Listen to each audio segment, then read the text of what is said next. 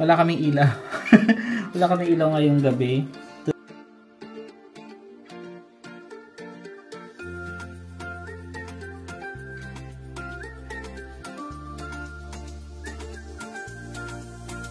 Yung isang advantage ng nagre-renta, hindi mo magiging problema yung pagsagot ng mga maintenance, ganyan. Ayun, ang lungkot lang, medyo gloomy yung gabi namin. Pero okay nga romantic dinner nga doon. Sabi ni Pedro, magmo-mortgage ka ng bahay, parang mas mura yung babayaran mo. Kesa nang nagre-rent ka. Sa rent. Like kami 1,875. And then pag nag-check kami kung bibili kami ng bahay, parang ang somlet. 1,2, 1,4, may masasave ko pa. Parang gusto na namin yung location namin. Dito. Malapit sa office, malapit sa city center, malapit sa hospital, malapit sa school ni Pen.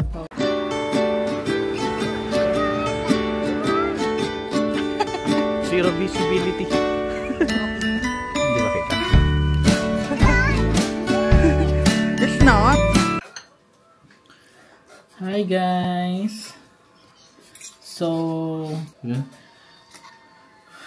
wala kaming ilaw. Wala kaming ilaw ngayong gabi. Today is March 4, 2025. Pakita natin yung surrounding. Ayan guys, nabubuhay kami ngayon sa Kantila. Ayan. Romantic, diba? Romantic settings. O yun, ang nangyari kasi, pumutok yung isang bulb dito sa isang ilaw namin dito sa Kisame. Kasi ano to, ewan ko, parang may leak ata yung galing sa shower. May leak ata galing sa shower. Tapos nabasa siguro to, nag-short circuit siya, namatay lahat ng ilaw. Pero yun, ano naman, ilaw lang naman. So lahat ng appliances and TV, nakita yung TV, gumagana pa din. Pero halos lahat ng ilaw dito sa baba, saka sa taas ay walang namatay. Tapos ang may ilaw lang kami sa kwarto, sa dalawang kwarto. So wala, okay din naman ngayong gabi kasi aakyat din naman kami. So yun.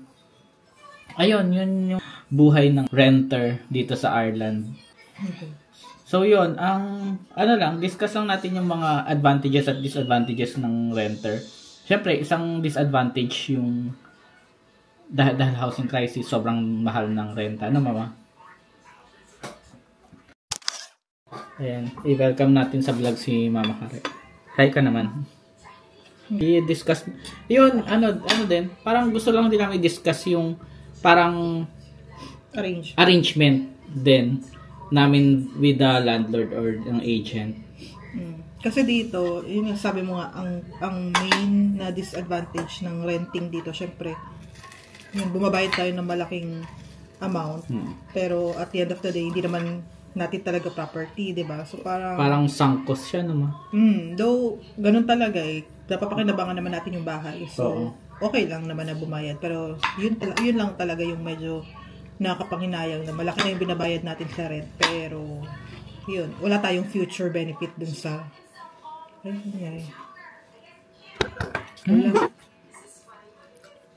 tumama. Okay. Wala tayong future benefit sa nire-rent natin. Yung binabayad natin sa rent nga. And then, kasi ganun yung arrangement dito, unlike dyan sa Pinas kasi na most of the time, di ba, parang diretso yung renter sa may-ari ng property. Dito sa amin, may agent kami. So, from the start, meron na talaga kaming agent naka-deal and never namin nakausap yung owner ng property. So, lahat ng concerns namin, lahat ng communications through agent, sumula sa umpisa talaga yun. And yun nga, ang maganda lang doon is, and comparing sa Pinas siguro, di ba? Kapag may problem kami dito sa bahay, like anything, yun nga, yung itong electricity, yung ilaw namin, nagka-problem, and then ni-report din namin actually yung sa washing machine namin. Kasi sobrang ingay ng washing machine. Though, bago na yung washing machine namin parang pinalitan na to 2 years ago. So, medyo bago-bago pa siya. Ayun. So, kapag may mga ganong problem, i-report lang namin siya sa agent and then a-action na siya agad ng agent. Yun. So, parang maganda. Alam mo yun? Parang mabilis kasi umaction kasi under the contract kami ng agent. So, every time na may problem kami, na susolusyonan naman siya agad ng agent, no? Unlike, I think, sa Pinas na medyo, ewan ko, medyo hindi kasi natin na-experience mag-rent sa Pinas kasi so, yun lang, di rin namin alam kung paano ba yung arrangement, pero hindi ibig sabihin na hindi namin experience mag-rent, may kami mayaman kami. I mean, kasi nung bata-bata pa kami, nakatira kami sa parents namin. Pero kasi, may time naman na kami yung nagpaparent. Like, di ba yung condo namin before, pinarent namin yung condo. Ayun. Lahat ng problema din noon, tayo nagpapaayos. Pero may time na sila nagbabayad. May mga time na yung tenant mismo yung, hindi na nire-report sa amin. Sila na nagpapaayos. Sila yung nag-aayos. So, yun lang. Pero yun lang yung kagandahan talaga dito or yung advantage dito ng na nagre-rent na may agent. Parang clear cut kasi, 'di ba? Yung 'di ba? Hindi malabo kung sino ba responsible dito, kung may problem, sino may sagot. Parang lahat talaga through agent. So, yun, madali siyang masolusyonan. Saka nakakatuwa din yung agent namin saka landlord na gusto talaga nilang i-take care ng yung property. So, hindi din sila talaga nakarely sa atin na kung ano yung dapat ayusin. Parang meron silang parang nagkukusa sila na or yearly ganyan dapat scheduled maintenance sila. Na nagugulat na kami, may kakatok na maglilinis kami ng bintana ganyan. Tapos pinadala pala ng agent, nag-ayos sila nagtanggal sila, nagbunot sila ng mga damo sa backyard saka sa front yard. Tapos nag-replace sila ng flooring. Pakita na may mga clips kami doon, pakita namin. So ang ganda ng flooring ngayon. So yun parang yung mga siya, mini-maintain talaga siya din nung agent saka nung landlord. So yun, kahit wala pang problem, pero kasi part nga na maintenance ng property, inaayos agad nila yun. So yun, kaya yun maganda rin dito. Kasi na-compare ko lang din siya sa Pinas, no? Kapag may agent ka normally, kasi kami nagkaroon kami ng agent before. Pero ang role lang niya, parang naghanap lang siya ng tenant. Pero after that, like yung signing ng contract or kung may problem with the tenant, as in, wala na silang involvement. And yet, nag-expect sila ng second year, kapag nag-renew yung contract, ng contract yung tenant, may fee pa rin sila. So, hindi namin alam. Hindi ko alam kung ganun ba talaga dapat yung arrangement. Which makes sense din naman siya sa akin. Pero kung wala naman, kung involved pa rin yung agent. Saka kung nakapirma sila sa nakapirma sa contract or nakakontrata sana yung agent with the tenant. Pero kasi dun sa Pinas, ang nakakontrata talaga is kami, yung owner and then yung tenant. So, parang wala talaga sa picture na yung agent. And wala na siyang ginawang work, di ba? For the transaction. So, yun. Yun nga, yung iba dito. Yun yung different dito kasi nga, since ang kontrata is with the agent, and kapag nagre-renew, yung agent pa rin yung kausap namin. So, talaga involved sila. Tapos yun, kung di nyo pa napanood yung previous vlogs namin, nag-increase na kami dito. From 1.8 naging 1.875. Though naman siya, nag-provide din naman ng support. Bakit nag-increase? Like yung market comparable, nagbigay ng ganong para analysis yung agent to support yung increase nila. So, okay na din naman. Parang fair din naman siya sa amin, fair din siya sa owner. So, okay din. So yun, marami na rin kaming napaayos dito. Like yun nga, napalitan, nung first year namin, napalitan na yung washing machine. Tapos, yung shower leak. Shower leak na ayos sila, pero ngayon parang hindi na ulit na. Kaya ata short circuit dahil nababasa siya ng leak from the shower. Kaya yun. Ayun, baka may tubig na yung ceiling. Namiyak na si baby. Yung sink din, yung lababo. Oo, nagbara nung December pa yun. Mag-New Year. Kinabahan kami. Ano yan? Gano'n. Sige. Ay, ano pa? Yun na yun. Yung nag-leak. Ayun, nag-leak yung nagbara yung yung lababo. Tapos nung inayos ni Mac, lalong lumala yung problema. Nag-leak sa ilalim. So, ayun. Tingin namin ang doon, culprit doon yung yung ano ba nag-crispy liempo. Oo. Parang nag-crispy liempo si Papa Mark. Ako na. Ikaw na. Oo, pakita mo si baby. Uy, crying na si baby. Oo, gutom na kasi Haba ng tulog eh. Haba ng tulog eh. Oo. Dede na. Oo, sus. Padede mo na, pero tataas na Doon lang. ata ako sa baba kakain. One eternity later. Nasa ka naman?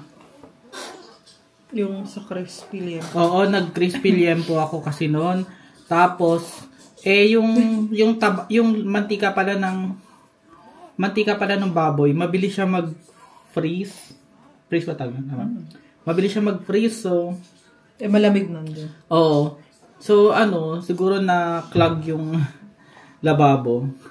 Ayun, sinil pala yun nung tubero, nung unang pinagawa namin. Ginanong ko, tinanggal ko, tapos yun, lalong nasira. Tapos, nag-dishwashing kami. Doon din pala lumalabas dun sa, same yung tagusan.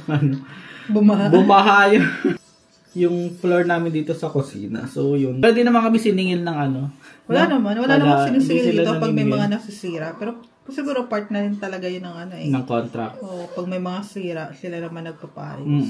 Ano pa? Ayun, ang lungkot lang. Medyo gloomy yung gabi namin. Pero, okay nga romantic dinner nga doon.